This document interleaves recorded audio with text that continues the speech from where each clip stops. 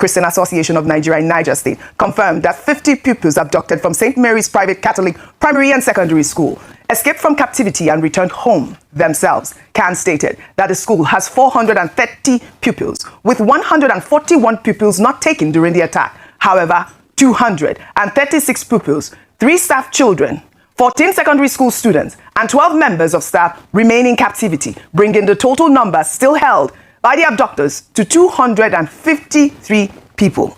253 people still in captivity at this moment. First of all, kudos to the rescue efforts. Yes. Our Kwara people are home. I mean, you saw that video with the elderly woman who, yes, Dr. Abati, during, you know, when we first played that video, you said, look, you were shocked. A lot of people were shocked to see that even the elderly gets kidnapped in our country. Wow. So all of it. APC with propagandas. They are just lying for no reason.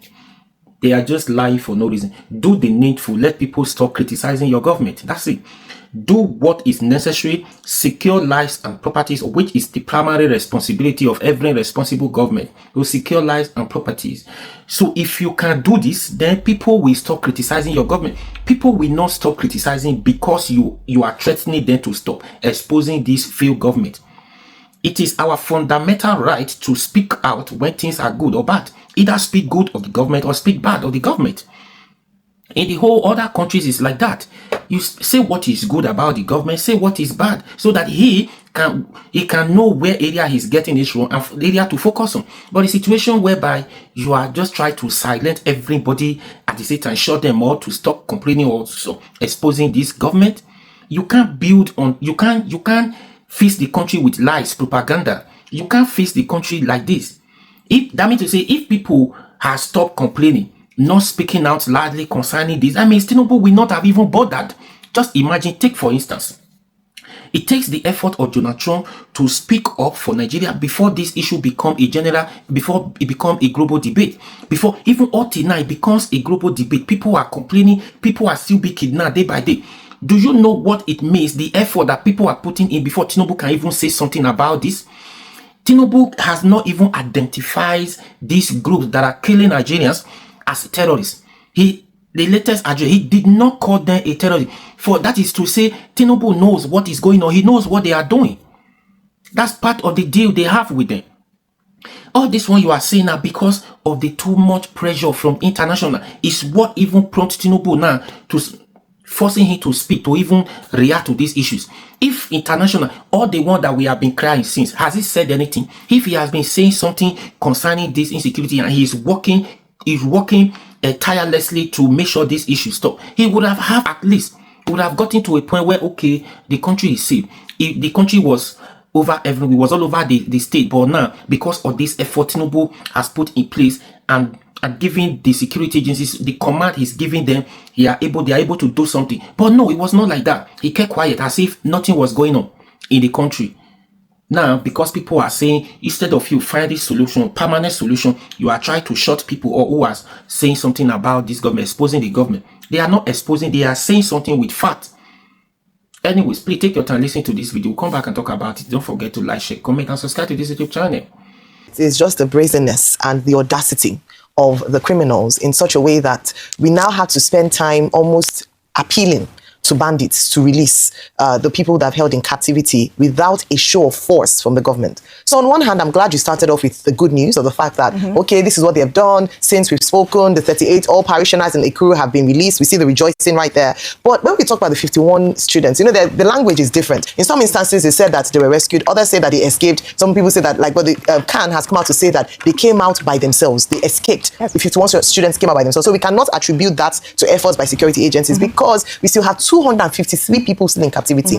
The number of issues around this, and that's why I asked earlier on that, around safety. If we don't have arrest or we see a show of force whereby these bandits and criminals are apprehended and they face the full of the wrath of the law, it will just be a case of when next and when next. Correct. It means that we haven't yet dealt with the problems. We're just dealing with surface issues and then releasing, headlines that would make people happy. But the real issue around the people behind it, whether those who are the ones abducting or the people financing the bandits, we have not seen any action done to them. Until we have that, Yes. we cannot celebrate completely. Absolutely agree. Beyond the release of these 253 people, until we have the fact that these criminal bandits or whatever the chain of command is arrested, unfortunately, we're not yet anywhere close to finding peace when it comes to insecurity issues in Nigeria. And that's the call for the president this morning. We had Dr. Fagbemi earlier on dimension the extent of the problems, and even talking about how, unfortunately, the response is not anywhere near enough. The cosmetic response, as he describes it, is not what Nigerians are looking for. We want solutions. We don't want to be thinking of the next place where they're going to attack or have parents withdrawing their children from school. If that happens, it means they have won. It means insecurity has won. It means terrorism has won. It means banditry has won. And this government has not been able to secure the lives and properties of Nigeria. To end this, I'll just say, bring back home all 253, but beyond that, can we have arrests? Can we have convictions? Can we have people identify those who are behind these atrocities? That's what we want. Perfect. Well said. 253 in Niger State and 24 our girls are still in captivity from Kebbi State. We still have our girls in captivity. Well, the United States President Donald Trump's Fox Radio interview, in which he called Nigeria and the federal government a disgrace, while speaking on attacks targeting Christians in the country, sparked a wave of reactions on social media over the weekend. Trump spoke during Brian Kilmeade's show, threatening to withdraw aid from Nigeria, accusing the federal government authorities of being ineffective in protecting Christians. Let's take a listen. It is a disgrace. The whole thing is a disgrace. They're killing people by the thousands. It's a genocide, and I'm really angry about it. We get a lot of subsidy to Nigeria. We're going to end up stopping. The government's done nothing. They're very ineffective. They're killing Christians at will, and until I got involved in it 2 weeks ago, nobody even talked about it. Well, Trump's comments generated diverse views, while some Nigerians on social media agree that the government has been ineffective in stopping the killings and kidnappings. Others viewed his comments as disrespectful or as a disrespectful attack on our sovereignty. And I'll take some reactions. Eric Okafor wrote on X, Nigeria is not a disgrace, and no president should ever say that about another country. If Trump has a problem with foreign leaders, he should address them and not the whole country. Jude wrote on X, Trump's remarks, however inflammatory, expose a painful contradiction Nigeria has lived with for far too long. A nation that calls itself a giant, yet repeatedly fails to protect its most vulnerable citizens. But his comments also demand scrutiny. When an American president labels another sovereign nation a disgrace, it reflects not only Nigeria's security failures, but also the geopolitical arrogance that often accompanies Western interventionist rhetoric. His threat of military action reveals a disturbing truth. When a state cannot guarantee the safety of its own people, it inadvertently invites external actors to question and potentially undermine its sovereignty. True disgrace does not come from Trump's words. It comes from a government that has normalized suffering, politicized grief, and allowed insecurity to become the country's most predictable feature. Nigeria must make a choice: reclaim its dignity through decisive, humane governance, or continue outsourcing its moral accountability to foreign leaders who will not hesitate to weaponize its weakness. Meanwhile, Nobel laureate Professor Wole Soyinka over the weekend issued sharp criticism aimed at President Trump over his mission to intervene and wipe out Islamic terrorists in Nigeria, calling Trump a madman. Soyinka made the comments while speaking with journalists after a meeting with Governor Hyacinth Aliya in Benue State. Let's take a look. It will be foolish of us to reject aid in resolving any problems, whether economic, cultural, religious. It will be stupid. If there's a possibility of allying with one another, we should take it. But because I'm ill or I have some difficulties, I will not accept aid from a madman. That's all I'm doing. And my definition of a madman, a woman for that matter, is one who, when he or she says, I'm helping you, is actually complicating your problems for you on so many levels. We know why he's talking.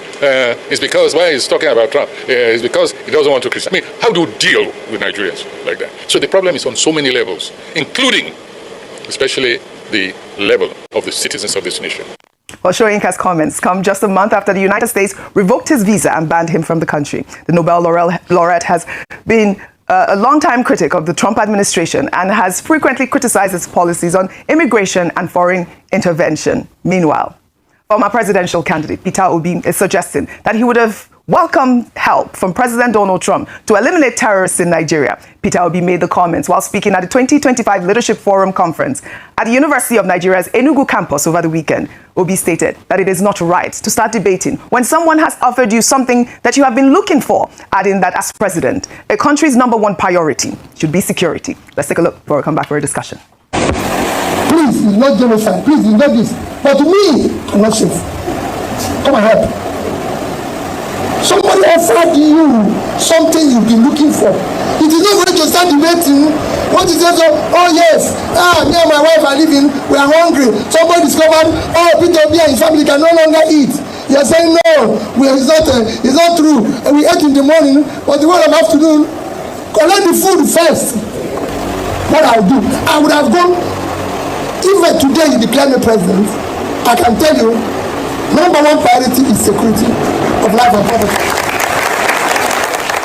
All right, Dr. Bati, we've seen diverse views on Trump's intervention. That first soundbite I played from the Fox Radio of Trump calling Nigeria a disgrace was the #1 trend on social media over the weekend. And then we also heard from Professor Wole Soyinka, outrightly rejecting the idea of, a military intervention in Nigeria. And we see Peter Obi here saying, if someone offers you help, collect it. Do not debate. Your thoughts on this? There have been many views. Yes. Based on perception, based on affiliations, based on fears and anxieties and all of that. But President Trump, referring to Nigeria as a disgrace, that the country is a disgrace.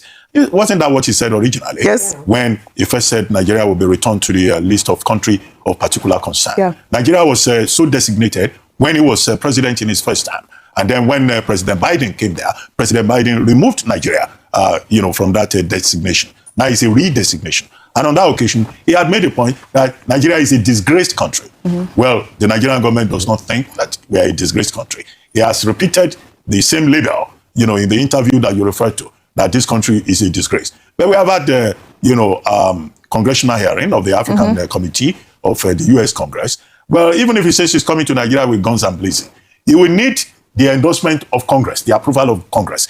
And that's why he has to go through Congress, because he cannot deploy American troops without Congress endorsing. Otherwise, that would be an authorized act of aggression by the American government against Nigeria. Now, as for the suggestion by Mr. Peter Obi, it is on record that the Nigerian government has said we are ready to cooperate with anybody who is offering help, whether it's the United States or it's any other country. That was one of the first points that the Tinubu administration made. And then following up by sending a delegation to the United States, a delegation that have queried its composition.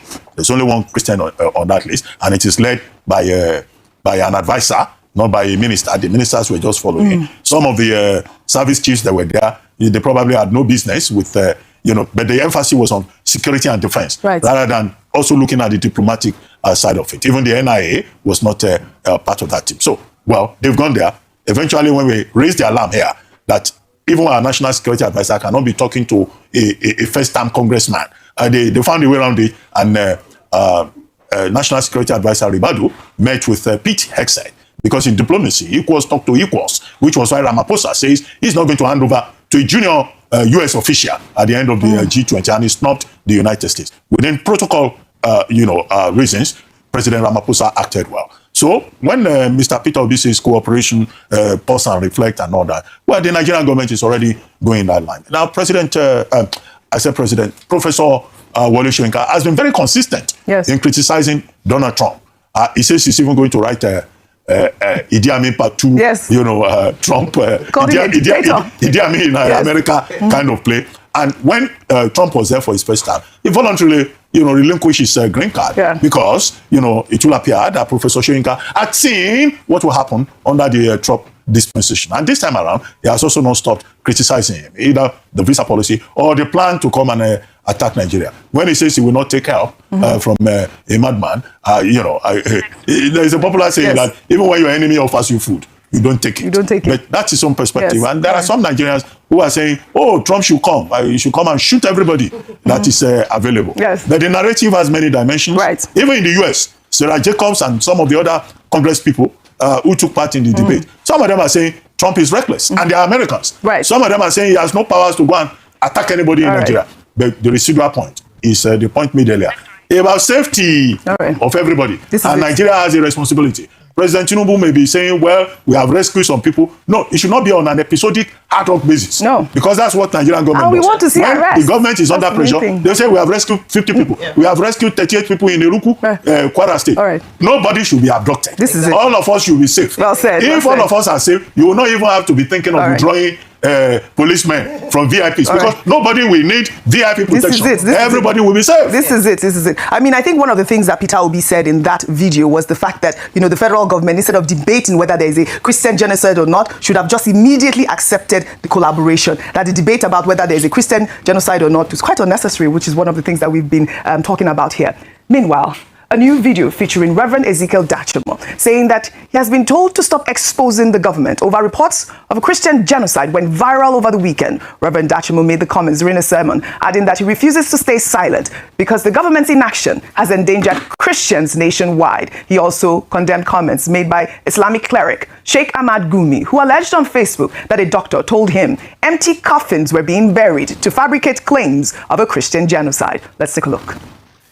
Somebody says, Reverend Dachomo, you stop exposing the government, your own government, your country. I say, oh, so I'm now exposing my government in which they are watching me right inside Asoro on social media. Then I say, what of me? That the same government exposed us to Fulani killings by refusing to stop Fulani from killing us. They came out publicly and say there's no genocide on Christians. That is another exposure. Sheikh Gumi, the son of Led Gumi, that used to go and bargain with terrorists, he came out and said all the corpses that we buried is a lie, it's only coffin. I've named his name. He must appear in the International Criminal Court of the world to come and testify. I command the grave by the power of Jesus to release her anger, to hunt down Sheikh Gumi wherever he is. He will never know peace. Well, Reverend Dachomo is clearly not backing down despite the pressure. The question is, who exactly told him to stop speaking out? Meanwhile, Pope Leo XIV has stated that both Christians and Muslims are being slaughtered nationwide. The Pope made the comments on Tuesday last week while responding to a question from the press about whether Christians are truly safe in Nigeria. The Pope responded that insecurity affects all people in Nigeria while also linking it to economics and the control of land. Let's take a look. I'll answer the first question. I think in Nigeria, in certain areas, there is certainly a danger for Christians, but for all people, Christians and Muslims have been slaughtered. There's a question of terrorism. There's a question of that has to do a lot with economics, if you will, and control of the lands that they have. Unfortunately, many Christians have died, and I think it's very important to seek a way with the government, with all peoples, to promote authentic religious freedom, respect for all people. Well, the Pope is essentially saying that both Christians and Muslims are being killed. The question now is, will this balanced perspective from the Vatican cool down the heated rhetoric about a Christian genocide in Nigeria? The questions. Dr. Vimbai, over to you. Goodness, it's a heavy question. And, we've been debating this issue for a while now. But I think one of the things that stands out to me is that, Oji, the world cannot even agree whether there's a genocide in Gaza. There are people who have reinforced it and taken it to the various international platforms. And then there are people who still dispute it.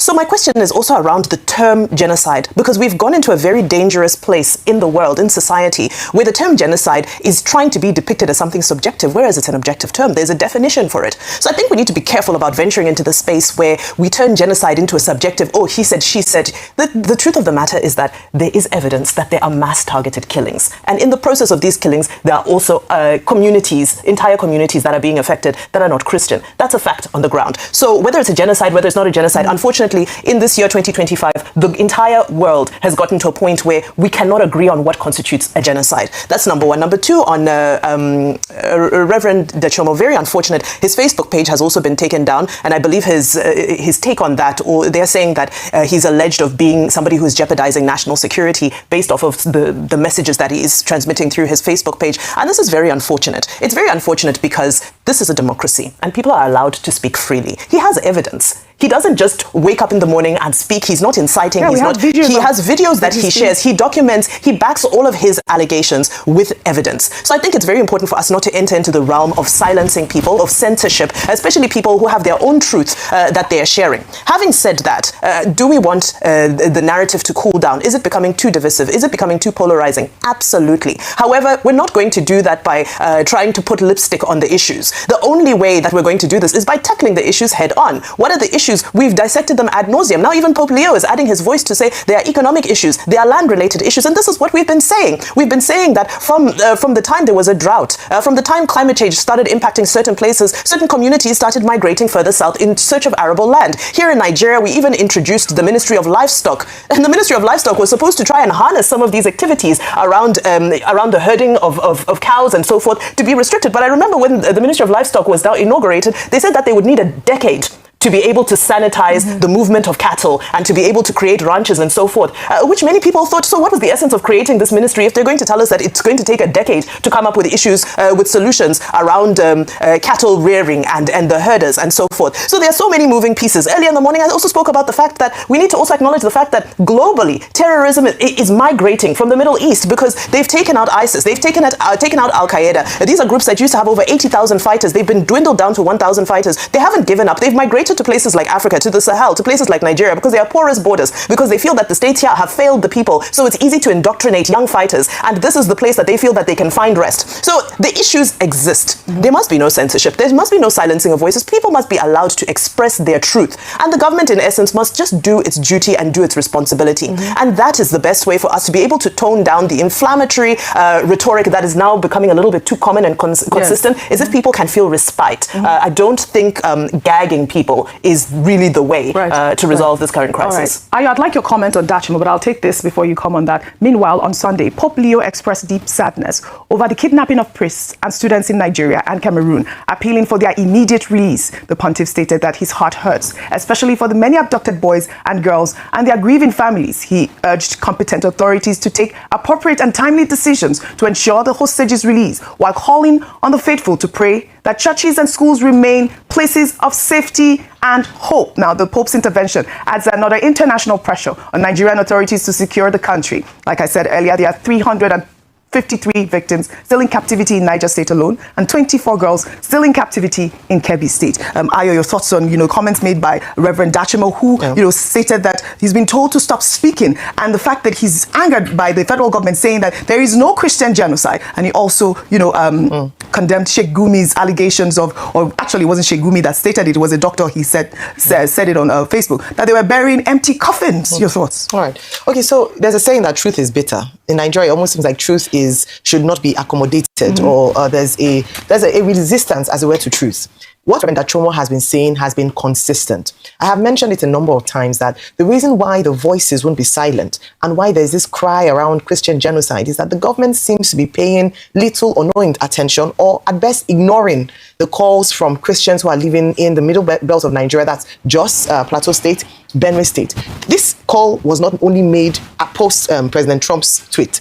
A number of times, Christians have been calling out and speaking out as to how they have been attacked deliberately. They've been targeted. Churches have been burned. There have been mass graves being built with nothing being done. What the Trump tweet just did was amplify the voices of advocates who have been speaking for a very long time.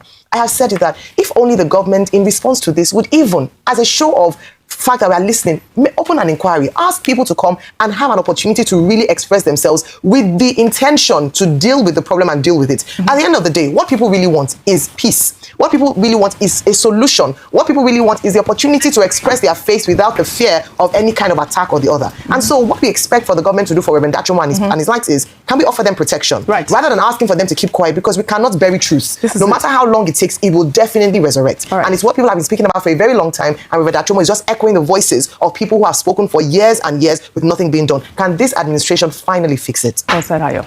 Meanwhile, the United States affirmed its commitment to partnering with Nigeria in the fight against terrorism following a high-level meeting between U.S. Secretary of War Pete Hegseth and Nigeria's National Security Advisor Nuhu Ribadu, who stressed the need for urgent Nigerian action to stop violence against Christians and combat the West African jihadist terrorist group.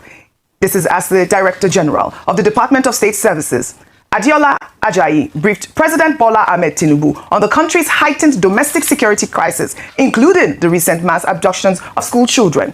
Consequently, President Tinubu ordered immediate withdrawal and redeployment of police officers from VIP escorts to core community policing duties, with security requiring VIPs now directed to use the NSCDC.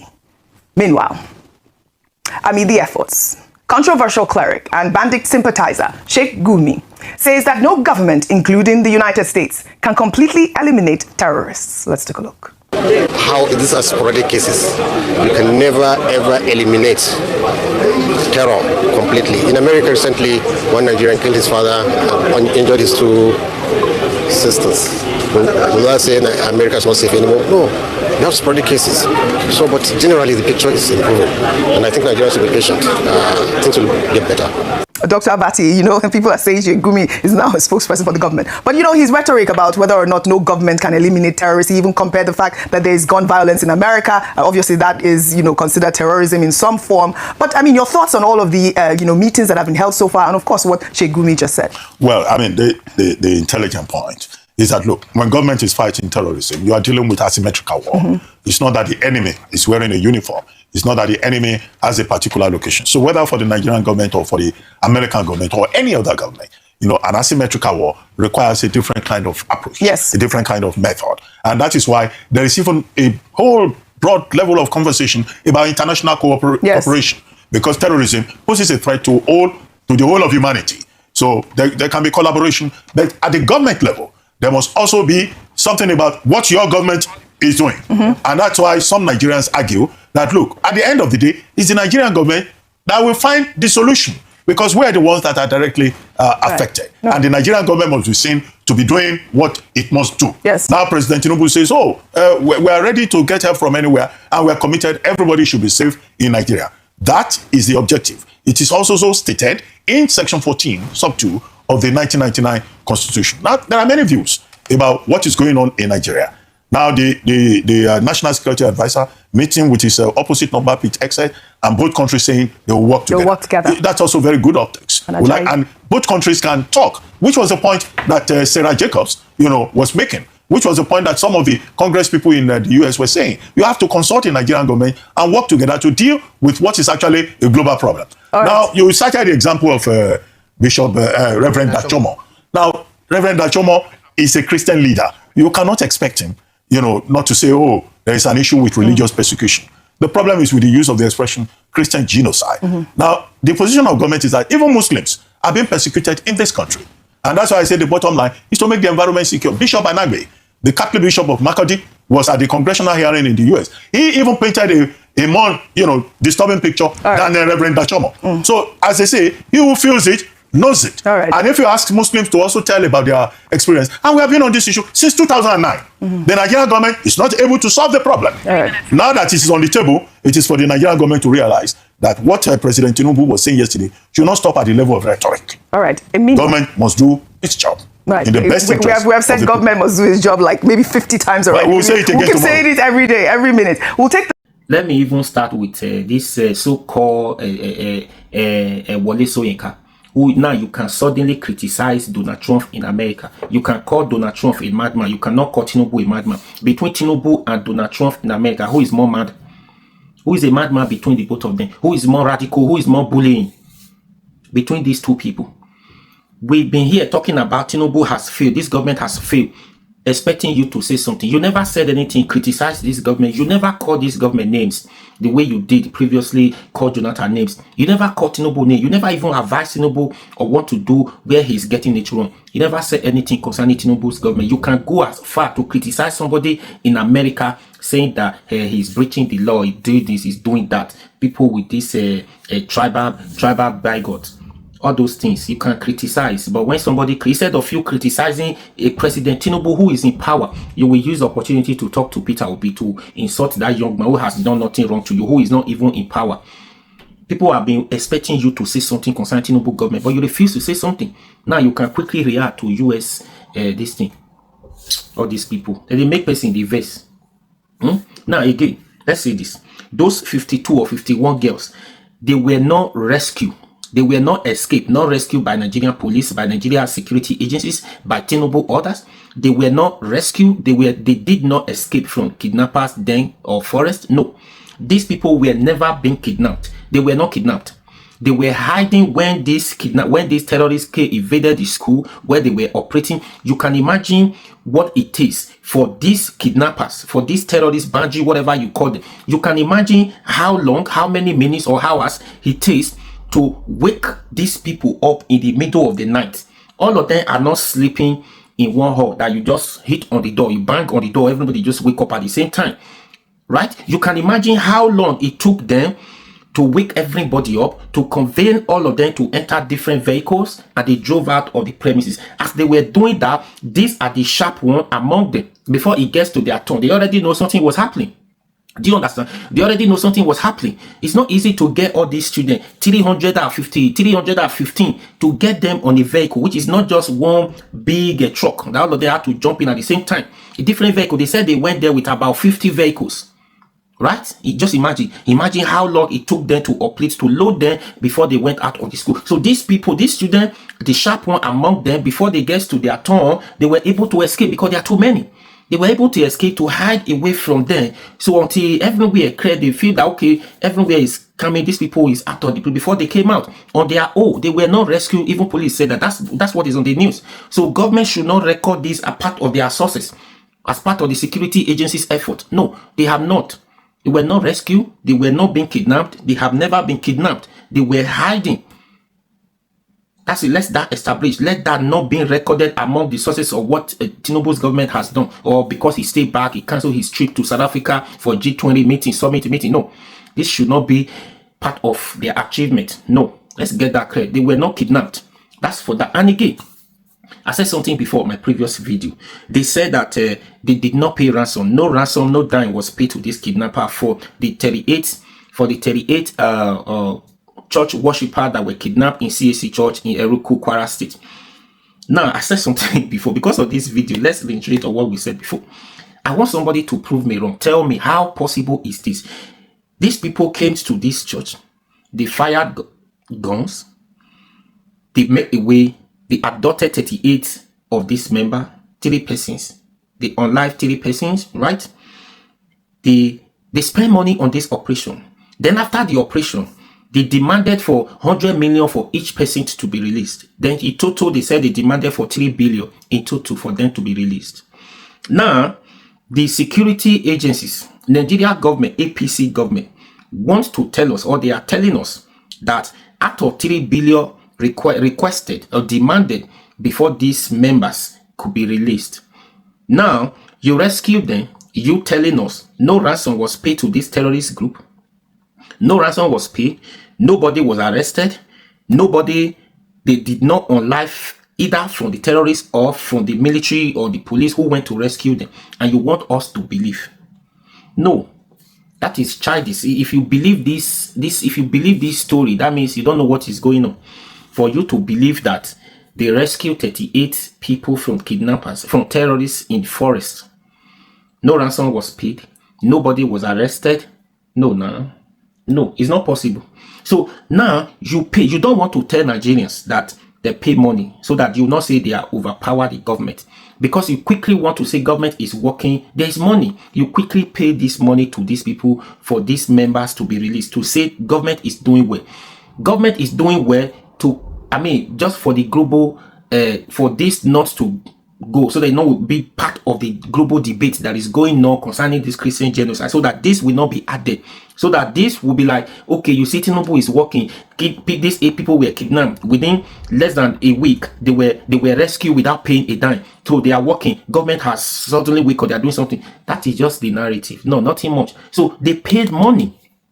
If you have not paid money, I would have wanted you to tell us how many of these terrorists has been arrested, or how many of them you unlive, either from the terrorists or from the military, because you are not telling me. That is a jungle, right?